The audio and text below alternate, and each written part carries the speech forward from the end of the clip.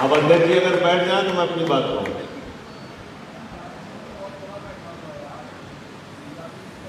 आप youth wing कार्यक्रम के प्रादेशिक सम्मेलन की अध्यक्षता कर रहे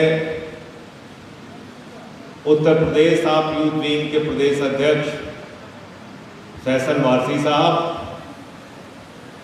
सम्मानित मंच और उत्तर प्रदेश के अलग अलग जिले से आए हुए हमारे तमाम युवा साथियों का मैं सर झुका के नमन करता हूं, अभिनंदन करता हूं और आपकी जवानी को सलाम करता हूं। एक नारा यहां पर लगाया गया कि जिस ओर जवानी चलती है उस ओर जमाना चलता है। यह सिर्फ नारा नहीं है, हिंदुस्तान और दुनिया के आजादी के आंदोलन का इतिहास उठाकर देख लीजिए। फ्रांस की क्रांति को देख लीजिए, रूस की क्रांति को देख लीजिए, जर्मनी की क्रांति को देख लीजिए, हिंदुस्तान के क्रांति को देख लीजिए। 16 साल से लेकर 30 साल के नौजवानों ने फांसी के फंदे को चूम कर इस मुल्क को आजाद कराने का काम किया। और इसलिए जब हम ये नारा लगाते हैं तो ये नारा है शहीद आजम भगत सिंह के लिए, ये नारा है शहीद राम प्रसाद बिस्मिल के लिए, ये नारा है शहीद अशफाक उल्लाह के लिए, ये नारा है शहीद रोशन सिंह के लिए, ये नारा है शहीद राजेंद्र लहरी के लिए, ये नारा है 16 साल के शहीद खुदीराम बोस के लिए, जिन्होंने हंसते हंसते फांसी के फंदे को चूमा और इस मुल्क को आजाद किया। ये मुल्क किसी मोदी और योगी के पुरखों ने आजाद नहीं कराया, इस बात को याद रखना। यह मुल्क आजाद कराया है इस देश के हिंदू, मुसलमान, सिख, ईसाई सबकी एकता ने, सबके भाईचारे ने, सबके संघर्ष ने, सबके आंदोलन। और इसलिए मैं बार बार इस बात को कहता हूं कि नफरत की बुनियाद पे हिंदुस्तान नहीं बनेगा। हिंदुस्तान अगर बनेगा, हिंदुस्तान अगर जाएगा आगे तो मोहब्बत की बुनियाद पे जाएगा, भाईचारे और एकता की बुनियाद पे जाएगा। और ये काम हम नौजवानों को करना है, ये जिम्मेदारी हमारे कंधों पर है, क्योंकि नफरत का बीज बोने वाली एक पार्टी, एक संगठन उत्तर प्रदेश और देश की सत्ता में काबिज हो गए। आज 5 अगस्त की तारीख है, बाबा जी गए हैं अयोध्या, रामलला के दर्शन करने गए हैं। मुझसे पत्रकारों ने पूछा, मैंने कहा बाबा जी से जरा चंदा चोरी का भी हिसाब ले लेना, उनकी पार्टी वालों ने कितना चंदा चुराया है राम के नाम पे। राम के नाम पे चंदा चोरी कर रहे हैं लोग। क्या कहते थे, रामलला हम आएंगे मंदिर वहीं बनाएंगे, रामलला हम आएंगे मंदिर वहीं बनाएंगे। अब भाजपा ही कहते हैं रामलला हम आएंगे चंदा चोरी कराएंगे, चंदा चोरी कराएंगे। 2 करोड़ की जमीन शाम को 7:10 पे खरीदी और 7:15 में 18.5 करोड़ रुपए में प्रभु श्री राम के नाम पे बेच दी। कितना पैसा कमाया 1 सेकंड में? 5,50,000। कितना पैसा कमाया 1 मिनट में? 3 करोड़ 30 लाख। कितना पैसा कमाया 5 मिनट में? 16 करोड़ 50 लाख। आप सोचिए, जब आपदा में उत्तर प्रदेश के गांव-गांव में मौत हो रही थी, जब नदी के घाटों पर कुत्ते आपके परिजनों को नोच रहे थे, जब उत्तर प्रदेश की नदियों में हजारों सौ सड़ रहे थे, उस समय भारतीय जनता पार्टी के लोग राम के नाम पर चंदा चोरी कर रहे थे। अरे जो राम के नहीं हुए वो आम के कभी नहीं हो सकते, याद रखना। और इसलिए इनको बेनकाब करना जरूरी है। कानपुर वालों ने तो नारा लगा दिया, वहां पे बड़ा सा बैनर लिख दिया, चंदा चोरों से सावधान। लगाया था कि नहीं लगाया था?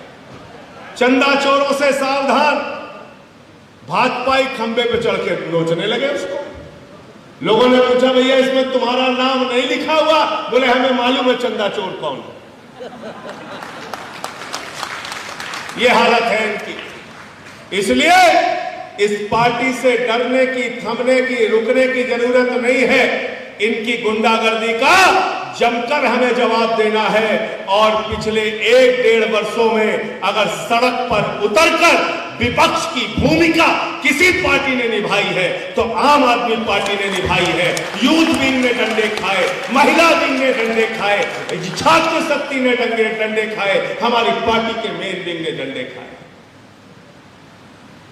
हमारे SC/ST प्रकोष्ठ के साथियों ने डंडे खाए, हमने लाठियां खाई, हमारे साथी जेल गए, हमारे ऊपर मुकदमे लिखे गए।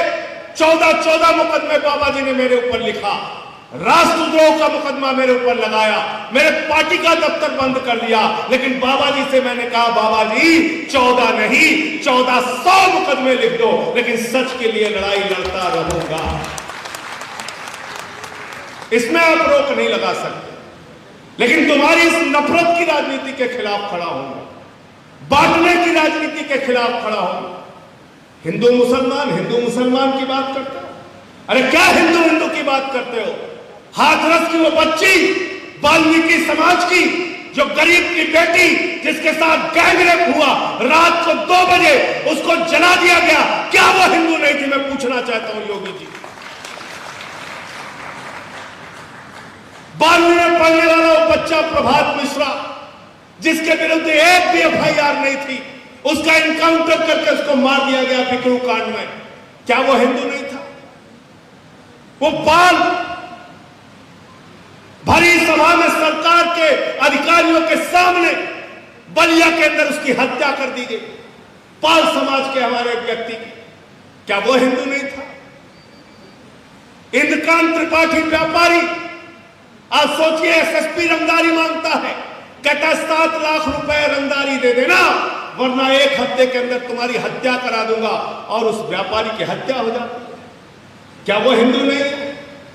क्या ये जो हमारे कार्यकर्ता सड़क पे लड़ते हैं ये हिंदू नहीं है? क्या ये जो नौजवान नौकरियां मांग रहे हैं, जिनको लाठियों से पिटवाया जा रहा है, मुकदमे लिखाए जा रहे हैं, ये हिंदू नहीं है? अरे इनका कोई धर्म नहीं है, ये बेईमान और चंदा चोर लोग हैं, ये बेईमान हैं, और इतने बड़े बेईमान हैं कि बच्चों के वेंटिलेटर का पैसा खाते हैं। 500 रुपए का ऑक्सीमीटर 5000 में खरीदते हैं, 1600 का थर्मोमीटर 13000 में खरीदते हैं, 8 लाख का वेंटिलेटर 22 लाख में खरीदते हैं, 35 लाख में खरीदते हैं, और आपको हिंदू मुसलमान का जहर पिलाते रहते हैं। इनके जहर से सावधान हो जाइए। बरेली का जो सुरमा बिकता है ना, जिसपे लिखा रहता है नक्कालों से, अब भाजपाइयों के लिए गली मोहल्लों में एक बैनर लगा दीजिए, नक्कालों से, जोर से बोलिए, सावधान। ये आपको हिंदू मुसलमान करेंगे, आपकी नौकरियां खाएंगे, ये आपको हिंदू मुसलमान करेंगे, आपकी सड़कों का पैसा खाएंगे, ये आपको हिंदू मुसलमान करेंगे, आपके बच्चों के मिड डे मील का पैसा खाएंगे, बस्ते का पैसा खाएंगे, स्वेटर का पैसा खाएंगे, स्कूल की बिल्डिंग का पैसा खाएंगे। अरे आपको 2 वक्त की रोटी नसीब नहीं होती, ये गिट्टी खाते हैं, मिट्टी खाते हैं, बिल्डिंग खाते हैं, स्कूल खाते हैं, अस्पताल खाते हैं, पूरी की पूरी सड़क खा जाते हैं। इतने बड़े बेईमान हैं, इतने बड़े भ्रष्टाचारी हैं। और तो और छोड़ो, भगवान तक को नहीं छोड़ा। देखो ए दीवानों, ऐसा काम ना करो और राम का नाम बदनाम ना करो। आज क्या हो रहा है उत्तर प्रदेश के थानों में? यहां कोई सुरक्षित नहीं है।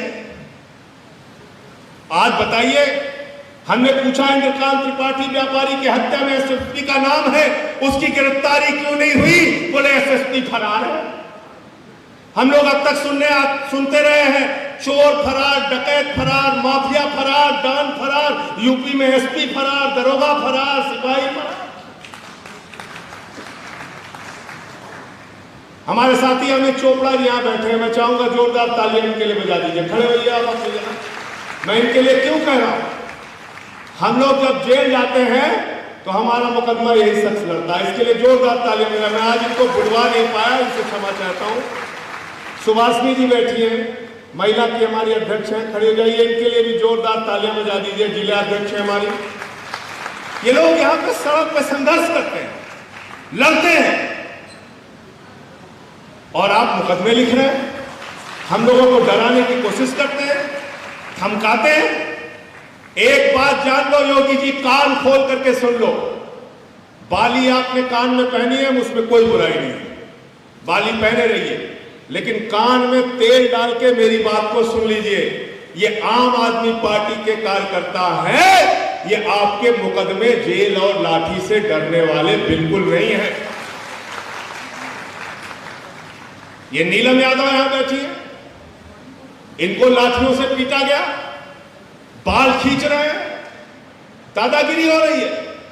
ये सारी दादागिरी उत्तर प्रदेश के अंदर 6 महीने में जब आम आदमी सिपाही का सत्ता में आएगा, आम आदमी का सिपाही, तो ये सारी दादागिरी खत्म करने का काम हम लोग करेंगे, आपको यकीन दिलाता हूं। इसलिए साथियों और दोस्तों, हम सबको अपने संदेश को आगे बढ़ाना, और हमारा संदेश क्या है? हमारा संदेश हिंदू मुसलमान नहीं है, हमारा संदेश सिख ईसाई नहीं है, हमारा संदेश जातियों और धर्मों में भेद डालना नहीं है। हमारा संदेश बहुत साफ है, अच्छी शिक्षा देंगे तो हर गरीब के बच्चे को, चाहे वो हिंदू हो, मुसलमान हो, सिख हो, ईसाई हो, अगड़ा हो, पिछड़ा हो, दलित हो, सवर्ण हो, सबको अच्छी शिक्षा देंगे।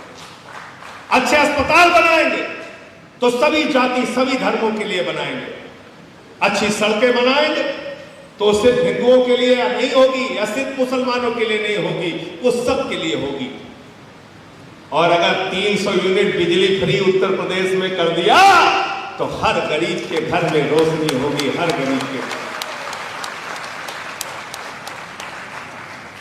और नौजवानों के लिए हमने बात की है, केजरीवाल जी से लंबी चर्चा हुई, हमने कहा उत्तर प्रदेश का नौजवान आज सबसे पीड़ा में है केजरीवाल साहब, उसके लिए आपको कुछ करने की जरूरत है। और मैंने उनसे कहा कि अगर नौकरियां नौजवानों को नहीं मिलती तो कम से कम 3 से 5 हजार तक बेरोजगारी भत्ता देने का काम हमारी सरकार को करना है, और यह हम दे सकते हैं। हमसे लोग सवाल करते हैं, दिल्ली में कर दिया, दिल्ली में छोटा राज्य है, केजरीवाल जी ने वहां तो कर दिया, यूपी बहुत बड़ा है, यूपी में नहीं हो पाएगा। अरे बेईमानो, लूटने से फुर्सत मिलेगी तो सब हो जाएगा। 5.5 लाख करोड़ का बजट है जो मंत्री और मुख्यमंत्री के अधिकारी मिलकर बंदरबाट करते हैं। ये 5.5 लाख करोड़ रुपए अगर आम आदमी पार्टी को मिल गया तो दिल्ली की सारी योजनाएं उत्तर प्रदेश के गांव-गांव में लागू होंगी, ये मैं आपसे वादा करता हूं। हमारा बजट 60,000 करोड़ का है, उसमें हम ये सारे काम करते हैं। यूपी का बजट 5.5 लाख करोड़ रुपए का है। हम मुफ्त शिक्षा भी देंगे, मुफ्त चिकित्सा भी देंगे, मुफ्त बिजली भी देंगे, मुफ्त पानी भी देंगे, बेरोजगारी भत्ता भी देंगे, और किसानों को उनके फसल का दाम भी देंगे। क्या कहते हैं किसानों को? कहते हैं मवाली लोग हैं, मवाली लोग हैं। मैंने कहा जब देश का गृह मंत्री तड़ीपार होगा तो सब मवाली नजर ही आएगा। तड़ीपार गृह मंत्री है देश का। अब बताइए दुर्भाग्य हिंदुस्तान में, जो व्यक्ति तड़ीपार रह चुका है वो देश का गृह मंत्री है। आप सोचिए, और किसानों को मवाली कह रहे हैं जिसका दिया हुआ खाते हैं। तो मैं तो बार बार कहता हूं कि जानवर भी जिसका दिया हुआ खाते हैं उसके प्रति वफादारी निभाते हैं। जानवरों से भी बदतर संज्ञा भाजपाइयों की है जो किसानों का दिया हुआ खाते हैं और उनको मवाली कहने का काम करते हैं। इसीलिए मैंने यहां पे अनुरोध किया था किसी जानवर का अपमान न करें। अब समझ में आ गया? तो इसलिए साथियों और दोस्तों, एक बात को खाली गांठ बांध के जाना सूत्र में, यहां पर हिंदू भी बैठे हैं, यहां मुसलमान भी बैठे हैं, यहां सिख भाई भी हैं, और सनी अभी आया था तो पता चला ईसाई समाज से भी हमारे यहां कार्यकर्ता आए। यहां दलित भी हैं, यहां पिछड़े भी हैं, यहां अति पिछड़े भी हैं, यहां सवर्ण भी हैं। ये छोटा सा हाल, यही हिंदुस्तान है, यही हिंदुस्तान जहां हर तरह के फूल खिलते हैं। सब कुछ एक कर दो, सब कुछ एक कर दो। अब फैसल वारसी को बनना है नेता, इनके भाई को बनना है डॉक्टर। अब वारसी साहब कहे नहीं तुम भी नेता बनो, तो इनसे विद्रोह करेगा कि नहीं करेगा? करेगा कि नहीं करेगा? हमको बनना है इंजीनियर, इनको बनना है डॉक्टर। हर चीज में सब। हाँ, पाकिस्तान से लड़ना है तो सारा हिंदुस्तान एक हो जाए, मैं उसमें सहमत हूं। लेकिन धर्म का पालन करना है तो सभी धर्मों को हिंदुस्तान में संविधान में बाबा साहब डॉक्टर भीमराव अम्बेडकर के संविधान में सम्मान देने की बात कही गई है। ये किसी योगी मोदी ने हमें नहीं दिया, याद रखना इस बात को। हमारे देश का संविधान कहता है सभी धर्मों का बराबर सम्मान हिंदुस्तान में होगा। तो हिंदुस्तान एक धर्मनिरपेक्ष देश है, ये हम पूरी दुनिया में सीना तान के कहते हैं और हमें फख्र है कि हिंदुस्तान सभी, जहां हिंदू भी है, मुसलमान भी है, सिख भी है, ईसाई भी है, अलग अलग भाषा के लोग, अलग अलग क्षेत्र के लोग, विविधता में एकता भारत की पहचान है। यूनिटी इन डाइवर्सिटी भारत की पहचान है। और इस पहचान को मिटाने की कोई कोशिश करेगा तो आम आदमी पार्टी उसके खिलाफ खड़ी होगी, याद रखना। क्यों? मैं ऐसा क्यों कहता हूं और मैं इसको दिल से क्यों मानता हूं, मैं आपको बताना चाहता हूं। बगल का देश बना, धर्म के नाम पे बनाना, धर्म के नाम पे बना पाकिस्तान, मुस्लिम राष्ट्र बना, हम धर्मनिरपेक्ष राष्ट्र बने। तालिबान की हालत देख लो, सीरिया की हालत देख लो, इराक की हालत देख लो, हिटलर के जर्मनी को याद कर लो।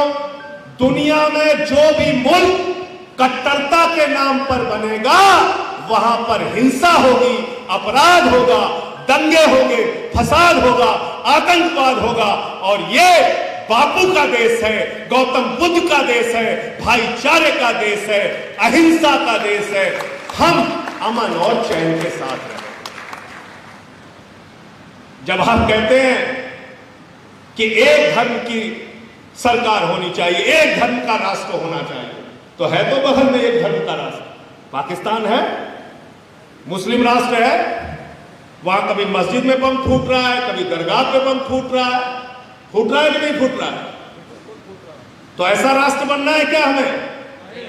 हमें भाईचारे वाला, एकता वाला, अमन वाला। और याद रखना, क्योंकि आपको अफीम दे दिया हिंदू मुसलमान की और नीचे मलाई काट रहे हैं, आप पूछ ही नहीं रहे।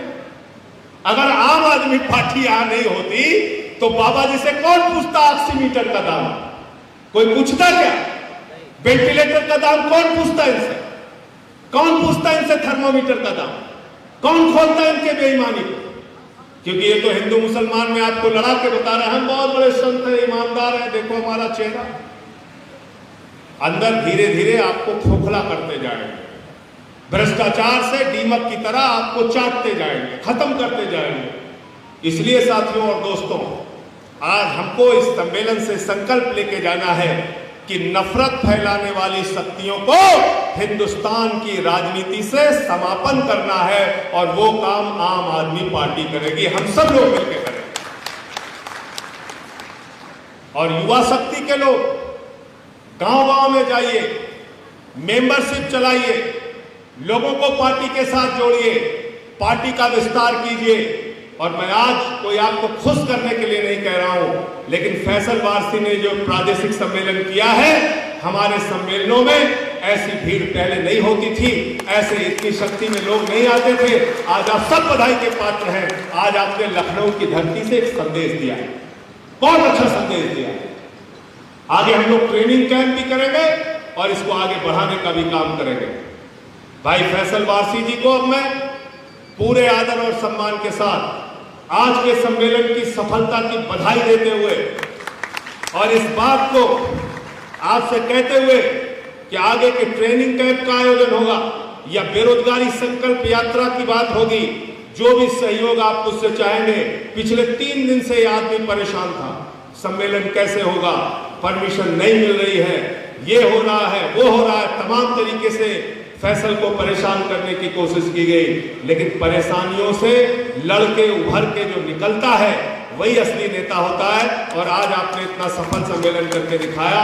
मैं आमंत्रित करता हूं आज के कार्यक्रम के अध्यक्ष और यूथ विंग के प्रदेश अध्यक्ष भाई फैसल वारसी जी को कि वे आज अपने विचार रखें। भाई फैसल वारसी।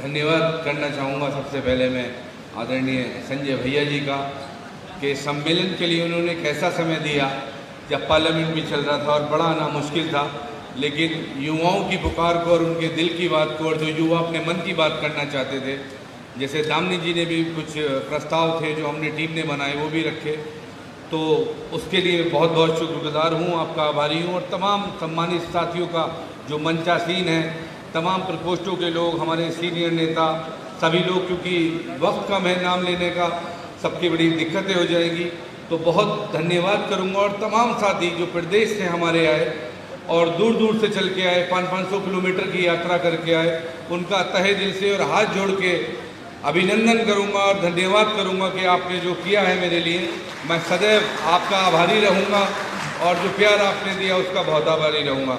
भैया कुछ चीज़ें बताना चाहूँगा। सम्मेलन जब कोई ये करता है एक बहुत बड़ा समारोह की तरह होता है, छोटी छोटी चीज़ों को करने में, प्लानिंग्स को करने में दिखती छोटी है, जैसे फॉर एग्जांपल ये बोर्ड ही लगा है, फ्लैक्स ही लगा है सम्मेलन